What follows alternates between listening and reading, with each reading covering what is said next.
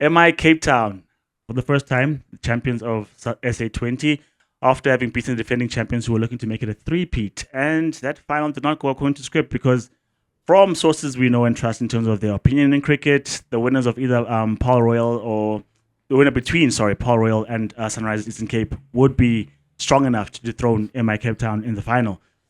It didn't happen that way. They batted first, put together a formidable score. Rickleton was good, but when it came to Sunrisers Eastern Cape, what happened there, Jay? Because they didn't show up in the final. Yeah, my Cape Town, for me, my Cape Town were the best team from start to finish, and that was well deserved. What they did this season, which they failed in the previous two seasons where they finished like bottom of the log, they had the names, right? But they didn't show up where you thought, well, just put them out on the field and it's going to work out, but it didn't. Change of captains, Rashid Khan coming through as the captain this season, and I think the addition of Trent Bolt was the bolt of lightning that they needed up their arm. And in the final as well, it did come down to the bowling. You had Rabada who took 4 wickets, and you had then Trent Bolt coming through with a 2 for 9 in 4 overs in the final. And he said in the press conference that he had said to Rashi after his first 3 overs that, let me go 4. Because he was in good rhythm and he was feeling it, and he was putting the squeeze on the Sunrisers Eastern Cape in their chase. So I think the combination of Trent and Kagiso Rabada, and then you had George Linda coming through with his spin as well, and as I'm saying, perhaps the greatest T20 bowler of all time. Maybe spin, because Bumrah has a great big shot in that one in the form of Rashid Khan. He also then contributed in that one. So they had the best bowling lineup in the tournament. And they also had the best batting lineup in the tournament as well. And their fielding was not too shabby when you consider the things that young Brevis was able to do in the field, one of which we saw live in person in that first game against JSK, what he did on the boundary, and that ridiculous catch as well, which was the catch of the season.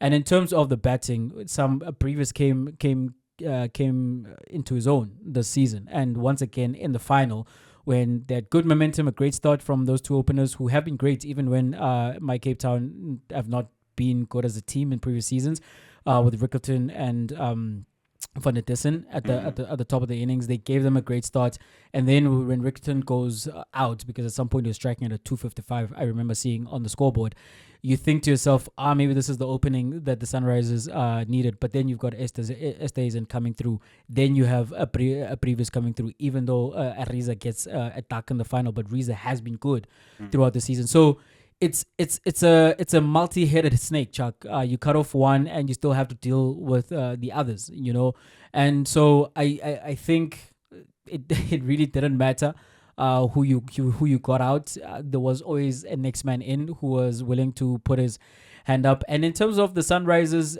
in the chase, I was disappointed with Markram in sliding himself down the order, because there's a point where I think where he could have come in, and then he even sends a Tom Abel ahead of him. And I was thinking to myself, watching him there sitting in the dugout, like, what are you doing? Your team needs you. This is the final, and you've been their best batsman this season. For the most part, Sunrisers have gone as Markram has gone, And by the time he comes in, there's so many wickets down, there's so many runs to get, and the run rate has ballooned. And yes, he's out there with Dezozi. Yes, he's out there with Stubbs, but it's a bit too late to try go mount a challenge. But ultimately, I don't think any team could have shown up at the Boring on Saturday against that my Cape Town outfit and won the game against them. As I noted when I look back through their games, right? I think, if not the entirety of the season, just the last bulk of their games, they have not been held below 140. This is my Cape Town, except for in games that were rain affected. So it was a behemoth in the batting lineup, and it was matched by the bowling. And of course, I mean, those are the two sides to the game, right?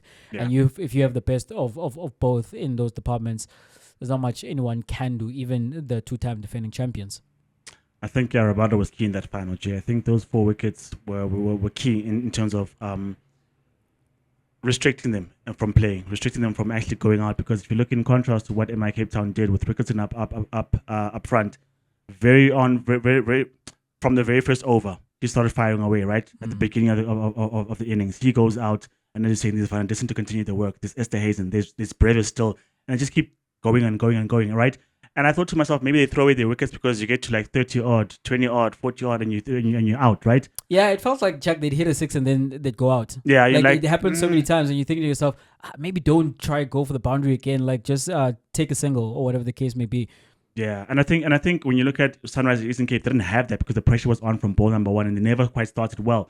And I mean, when you look at the 10 over mark, MI Cape Town were poised to even go to 200, right? Obviously, the wickets came into play, and obviously they didn't get to that particular total. But I think when you look at how they paced themselves in that innings and how they utilized the top three, sometimes Uriza would open, and sometimes he would fail, and therefore we'd come to number three, and you're like, okay, let's get a better platform before we send you in, and not have that as much pressure on you.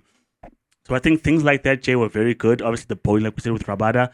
With Sunrisers Eastern Cape, they never quite looked settled in that chase. By the time Stubbs is coming in to try to save things, it's a bit too much. By the time Janssen is coming in, by the time even Markram comes in chase, a bit too much to manage because wickets are falling on the other side. You're trying to score at a quick rate, so you have to swing your bat. You're in a position where you can't play within yourself. You can't knock the ball around and get yourself in. You have to go from the first ball, and the conditions don't quite agree to that. So I think in terms of management of the final, Mike Cape Town were great. Fielding as well, because the captain himself put himself in the best spots to take catches. How many catches do you have in the final? Like 4 catches or something like that. So I think overall, in terms of what they plan to do and how they set out to do it, Mike Cape Town was just the best.